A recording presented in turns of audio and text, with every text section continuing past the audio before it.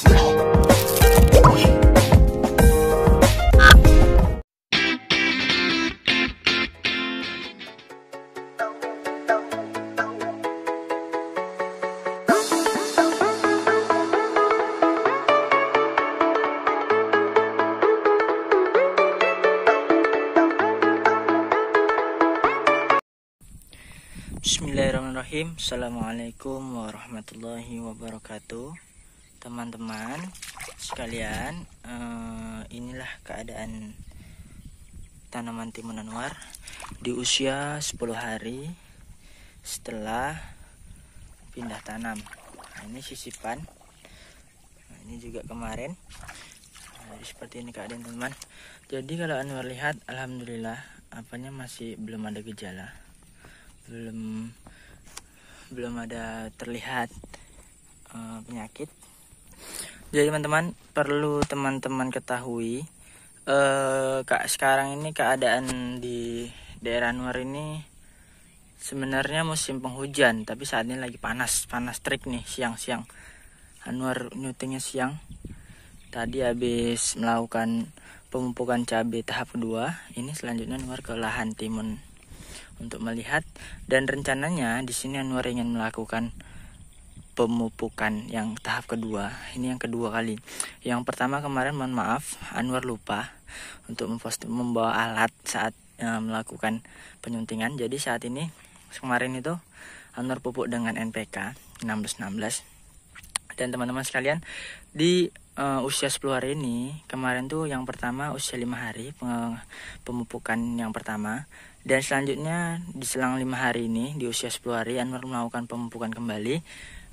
Jadi pada saat ini Anwar ingin melakukan pemupukan dengan komposisi yaitu NPK 1616 dan pupuk CU. Pupuk CU itu merupakan pupuk Anwar cukup luar biasa bagusnya untuk dalam kita bertani hortikultura. Jadi teman-teman, kalau untuk teman-teman ketahui, jadi di tahap vegetatif ini tanaman itu sangat memerlukan, dia belum memikirkan untuk dia memproduksi ataupun berkembang biak ataupun memproduksi buah. Jadi dia ini hanya masih berfokus bagaimana dia bisa untuk keberlangsungan pertumbuhannya yang baik. Seperti ini kita lihat bersama, di sini masih daun 5 teman-teman. Dan 10 hari setelah tanam ini, pemupukan yang pertama itu Anwar akan kasih dosis sesuai dengan yang baik dan benar. Nanti akan Anwar kasih tahu. Kita lihat dulu keadaannya seperti ini. Jadi supaya hasilnya maksimal, ini sulaman itu kita menuju ke takaran yang akan Anwar lakukan. Jadi teman-teman, di sini Anwar gunakan ini pupuk NPK, ini pupuk CU. Jadi konsentrasi ataupun dosis yang harus kita gunakan ini harus benar-benar menjadi acuan dan harus diperhatikan teman-teman sekalian. Jadi di sini untuk pupuk NPK-nya, tanaman timun di usia 10 hari ini masih membutuhkan dan akan tahan bila diberi dosis setiap satu tanaman ini 1 gram. Ini Anwar sudah melakukan uji coba kemarin di tanaman rumah Anwar.